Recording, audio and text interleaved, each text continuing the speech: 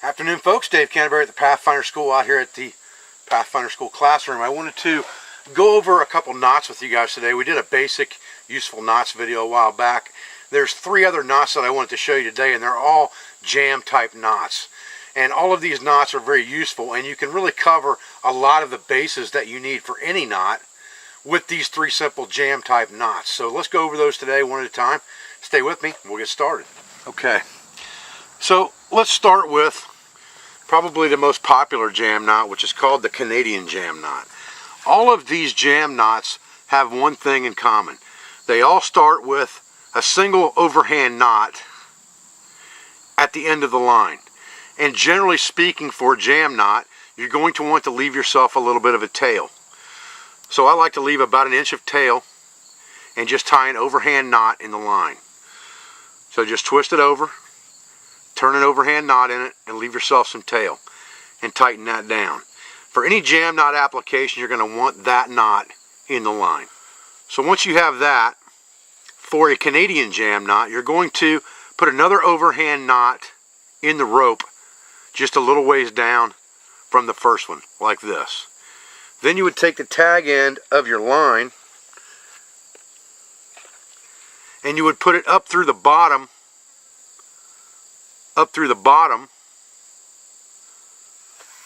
of the first one.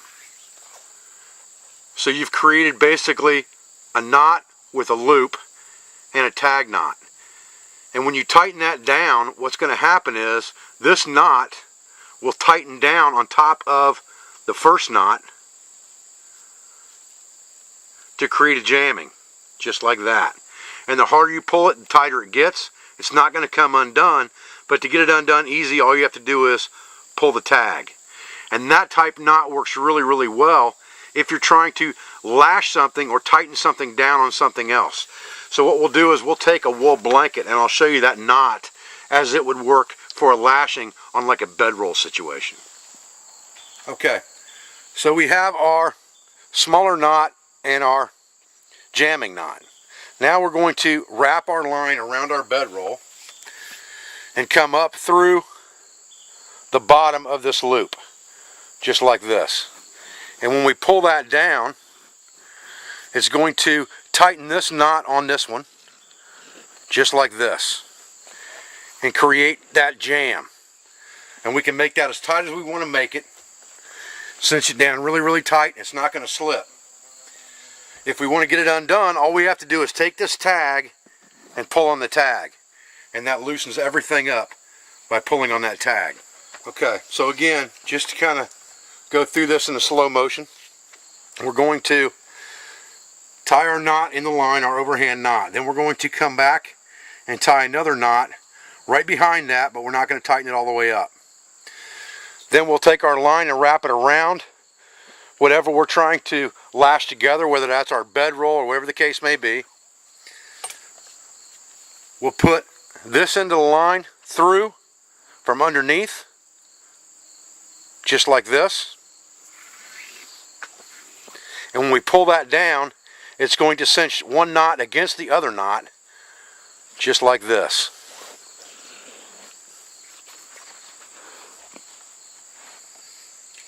And when we want to get it undone, we simply pull on our tail, and that will release it. And then if we need to get that knot undone, we're just going to have to break its back right here and just break it down to open it up. It doesn't get too awful bad tight. So that's the Canadian jam. And that works really good for bedroll things, lashing things, making a good tight knot right at the beginning like you would a timber hitch or something like that. Okay, the next knot I want to show you is what I call an end of the line loop jam. You're going to start off with the same scenario. You've got your tag end and you've got one overhand knot tied in your line. Now this loop is going to be a solid loop that you can use as a tightening loop like a bowline knot. This would take the place of like an end of the line loop for a bowline. What you're going to do is you're going to decide how big you want your loop and step back from that. You're going to turn the line over on itself and then bring the line up through the loop, just like this. And what's going to happen is when you pull this down tight, you're going to have a jam of that knot And when you tighten that down, you're not going to pull this knot through this knot, so you have that loop that's not going to get any smaller no matter how much pressure you put on it. But if I put this line back through it, I can use it for like a ridge line, like I would use a bow line for, and we'll show you that in a minute. Now if I want to get it undone, here's the easy part. All I do is grab this line and the tag and pull, and it pops right out of the line. So it's a very easy knot to untie, where you don't have to fuss around trying to loosen anything up or break the knots back or anything to get it undone. So let's look at this as if we were using it for a bow line around a tree. Okay, so if this were my tree that I wanted to put my ridge line around, I would come and turn my line over on itself, figure out how long I want that loop to be, bring that up through the bottom just like we did in slow motion, bring that through and pull it down. And now I have my self-tightening loop for my ridge line that no matter how hard I pull on this loop's not going to get any smaller, but it self-tightens around the tree. When I want to get that undone, all I have to do is come over here and pull them apart, and it pops it right out. And I'm ready to go. No muss, no fuss, no knots I can't untie, and no cutting my line. Okay, the last jam knot that I want to show you, around here we call the Ohio jam. It's based on a lark's head, and basically it's really good for attaching one line to another line. If you're trying to hang one line from another line, or if you are using toggles for anything, it works really good for toggles.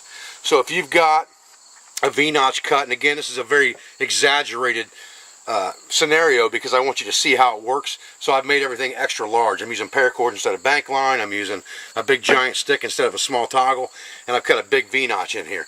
So again, same precedence as before, we're going to tie an overhand knot and leave ourselves a tail. And basically all we're going to do now is we're going to take this around our log, pulling this through just like we were going to make a lark's head knot, except we're only going to have one line coming off the end of the lark's head knot, so that when we tighten this down into our notch, we end up with this knot locking in that V, so that no matter how tight we pull it, it can't come undone. So we've created a jam type knot right there in that loop. But if we need to get that undone, it's pretty simple just to work it over the top just like that with your finger and flip it off, and it's gone. So again, basically we're making a lark's head knot to begin with, just like this. We're turning it over on itself with our tag. If we were making that lark's head, we'd turn it around this way to tighten it down. I'm tightening it on my thumb now, and I'd move that knot up to where when I pull that down, this knot gets jammed into that V just like that, so no matter how tight I pull it, this knot can't slip. This knot's got the weight on it. There's no way it's coming off. And if I need to get it undone, I can just flip it off there real easy like that. So again, on this big stick, we'll loop it around into our V-notch just like this. We'll pull it through into a lark's head, and again I'm just working the knot down, and when I pull it, it's going to lock that knot into that V in the lark's head right there, and there's no way that can come undone.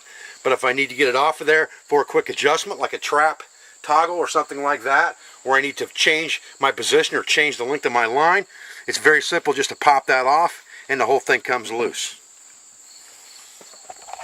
Okay, so let's say we're setting up some kind of a trout line, something like that, where we are going to tie knot on here, but we don't pull our whole line through the knot because we got hooks on there, or whatever the case may be. What we're going to do is we're going to take that line with the knot and just lay it over the line, and we're going to come around this way, in front, around, and down. And that's going to tie that exact same knot, just like that, so that when we tighten it down, it's going to accomplish exactly the same thing. This is going to get hung in this loop, but we didn't have to pull the entire line through there to try to get that manipulated if we had hooks on there. So again, we're going to come here, and it doesn't really matter which side you start on. I can come here and I can go behind, around, and back out, just like that.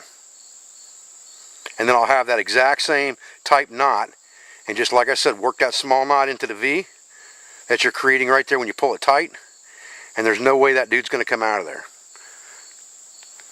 Really, really good for a trout line setup as well. Alright folks, I'm Dave Canterbury at the Pathfinder School. I appreciate you joining me today for these 3 useful jam knots. I appreciate everything you do for me, for my school, for my family, my instructors, affiliates, sponsors, and friends. I'll be back with another video as soon as I can. Thanks folks.